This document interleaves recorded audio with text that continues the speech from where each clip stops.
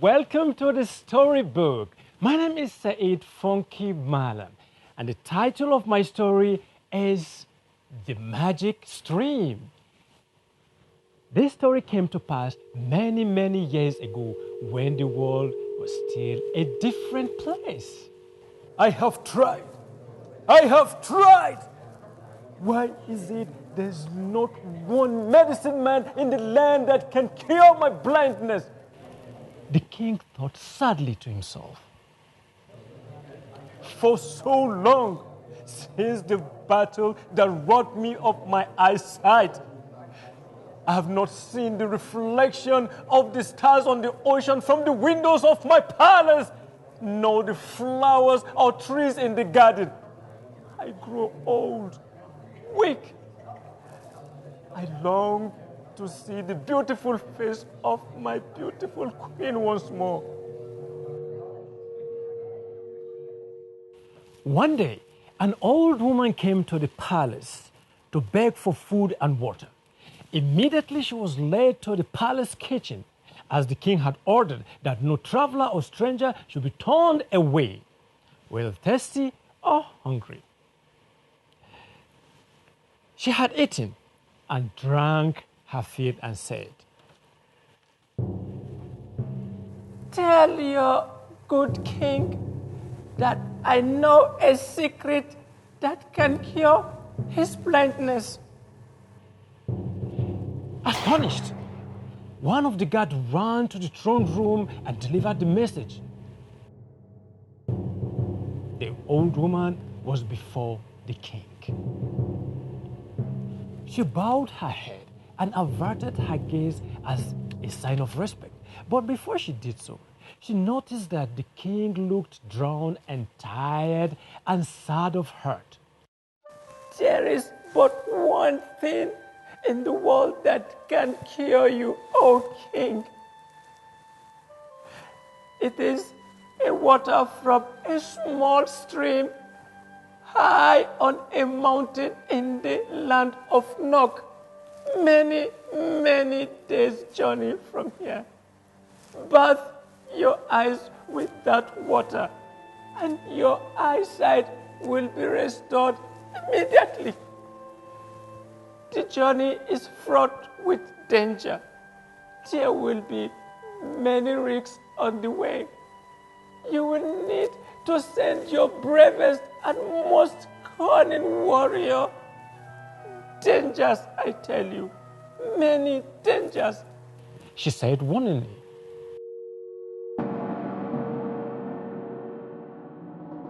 The whole court held its breath as if it were one, hanging on every word the woman said. "First, there is the mighty river to traverse upstream.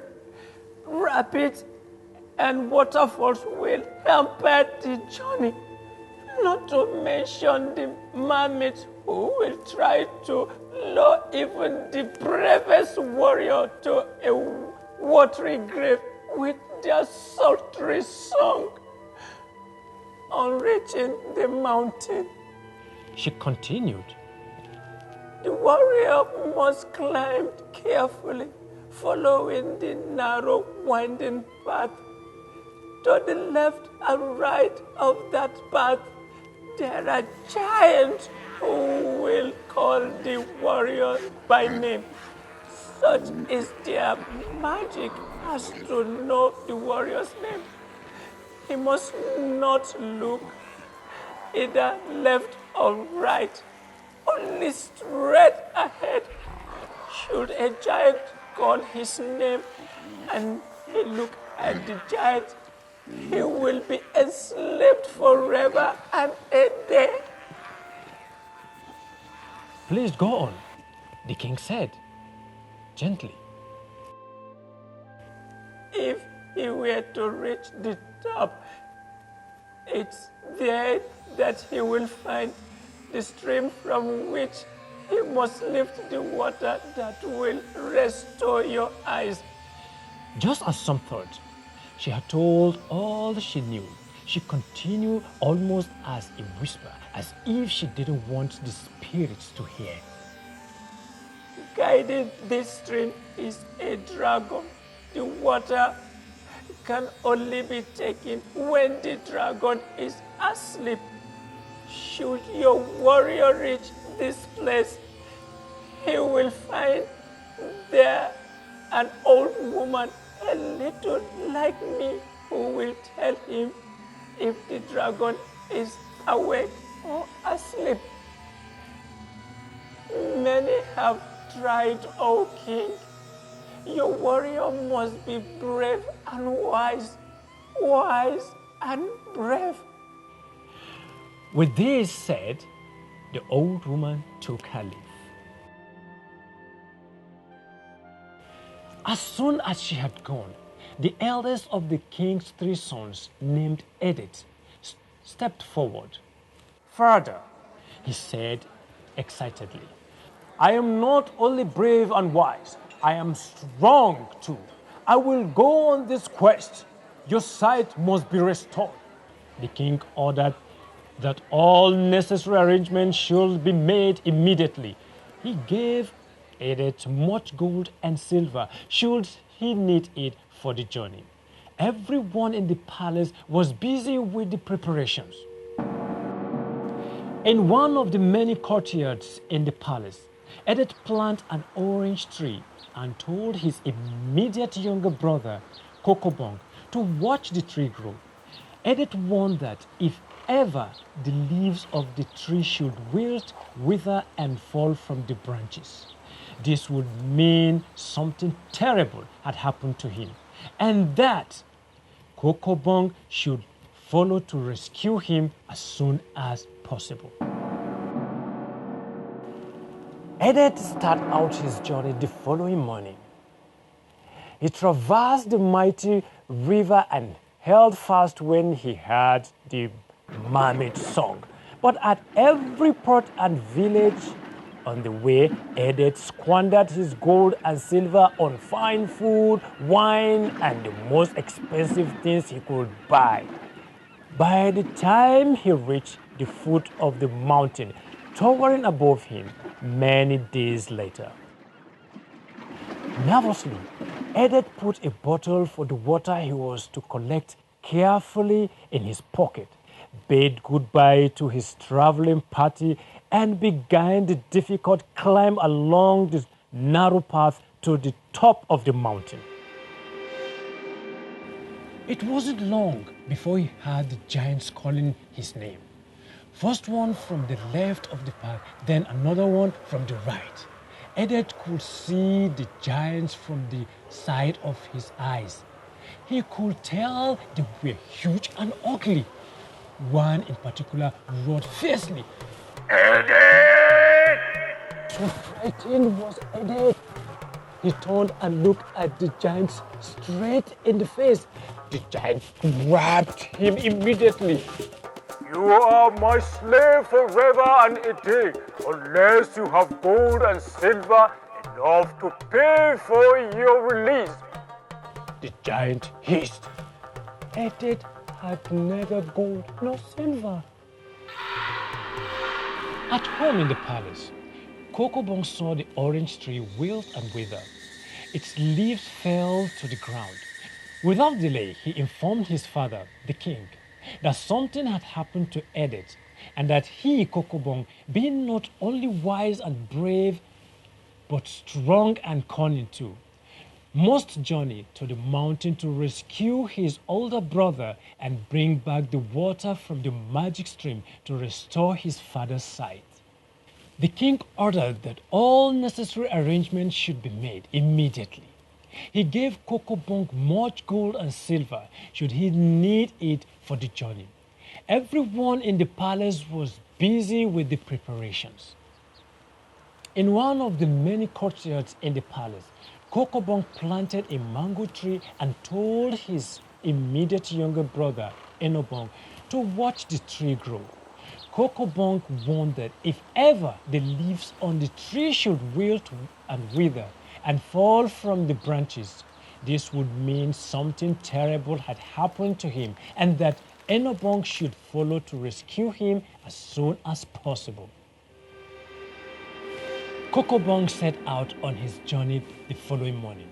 He traversed the mighty river and held fast when he heard the mermaid's song. But at every port and village on the way, Kokobong squandered his gold and silver on fine food, wine, and the most expensive things he could set his eyes on. By the time he reached the foot of the mountain towering above him many days later, he had no gold or silver left in his pocket. Nervously, he put a bottle for the water he was to collect carefully in his pocket, bade goodbye to his traveling party, and began the hazardous climb along the narrow path to the top of the mountain.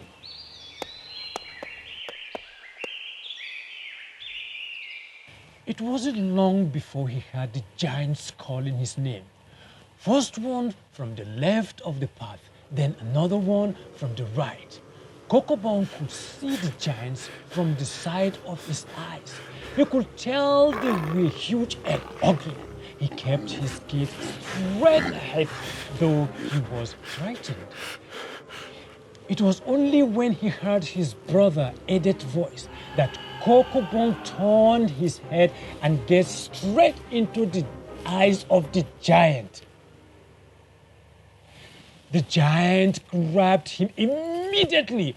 "You are my slave forever and a day, unless you have gold and silver enough to pay for you and your brother's release," the giant hissed. Kokobong had neither gold nor silver. At home in the palace, Enobong saw the mango tree wilt and wither. Its leaf fell to the ground without delay. He informed his father, the king, that something had happened to Kokobong and that he, Enobong, must journey to the mountain to rescue his older brothers and bring back the water from the magic stream to restore his father's sight. "Enobong," said the king kindly, "you are my last born. Yes, you are brave and certainly wiser than your two older brothers, but you lack their strength. You know how to hold a pen, not a sword. I fear you will be lost more easily than both Edeth and Kokobong. I prefer to remain blind for the rest of my life than to lose you also." But Enogon pleaded with his father till at last the king agreed. As before, all the arrangements were made and Enobong was given a large quantity of both gold and silver. He started on his journey without delay. He traversed the mighty river and held fast when he heard the mermaid's song.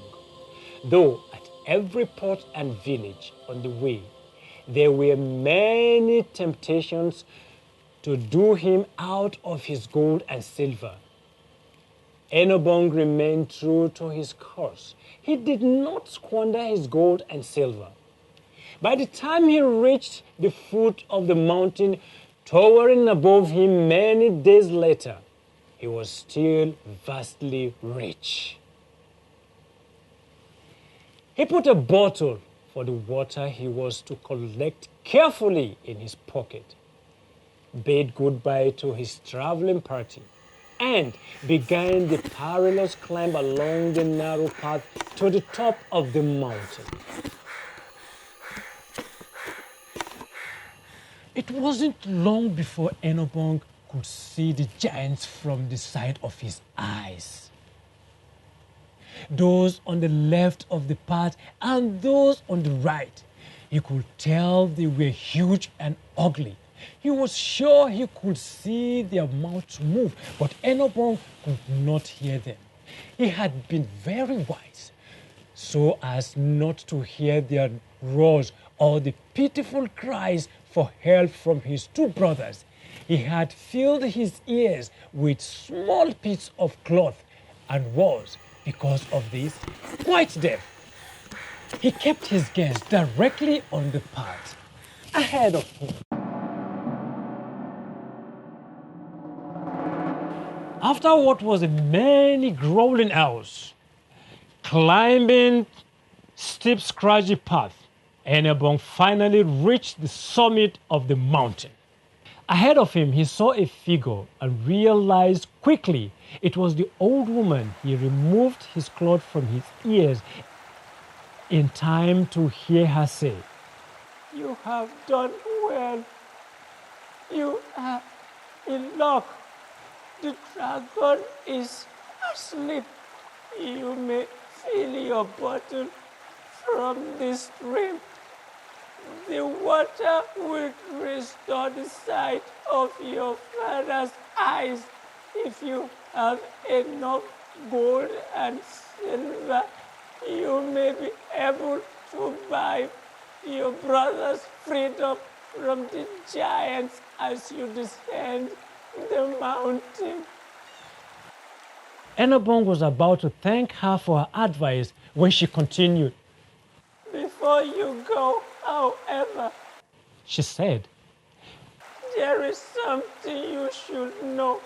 The dragon that guards this stream is in fact a princess who many years ago had a spell cast on her by her wicked stepmother. Today, by coming here, you have broken the spell. Come back a year and a day from this day, and you may claim the beautiful princess as your bride." "Indeed I will," said Enebong. He took a ring off his finger and gave it to the old woman. She in turn gave him a ring that had belonged to the princess. The old woman disappeared. The giants, as well as being ugly, were extremely greedy, but Enebong had more than enough gold and silver with him and was easily able to pay for his brother's freedom. The three brothers made haste and joined Enebong's traveling party swiftly. They headed downstream towards their home immediately. As they were sailing downstream on the mighty river, Enebong's old brothers became increasingly jealous of his success. They decided to get rid of him. One night, Edet and Kokobong drank Enebong's palm wine. They then threw him overboard into the mighty river as he was sinking into its depths. The mermaids, who had heard of his bravery and in an unusual show of pity, rescued Enebong and placed him on the banks of the river next to an enchanted village. When he awoke, Enebong would be alive but quite lost.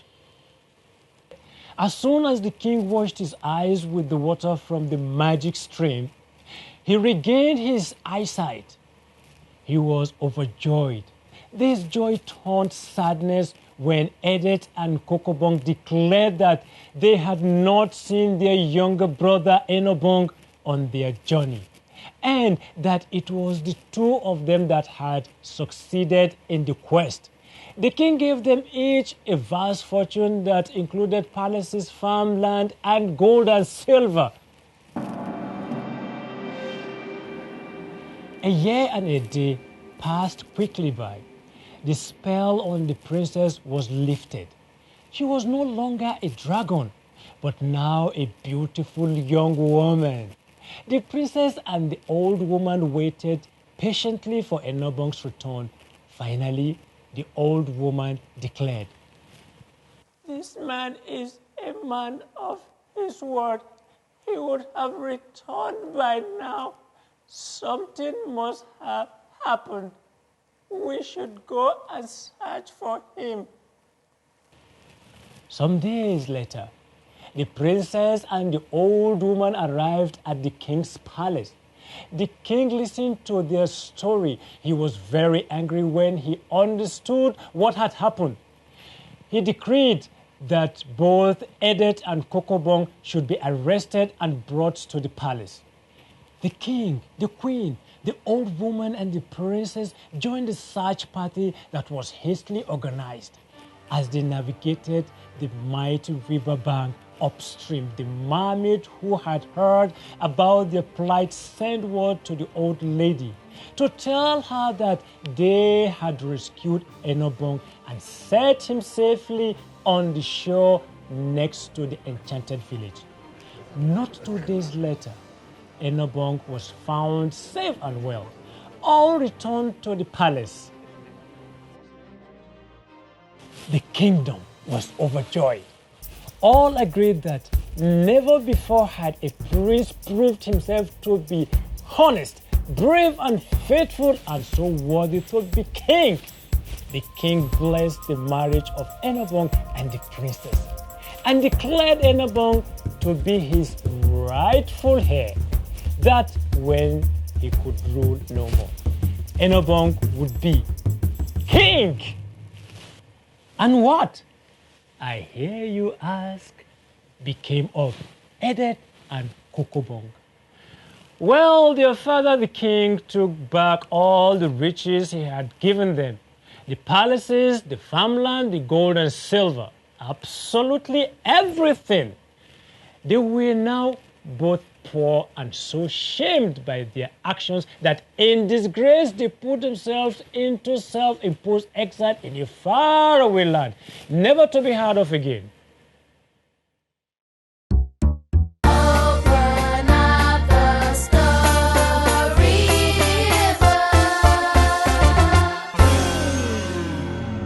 And the moral of the story is this: it is better to be poor with honor than rich with shame.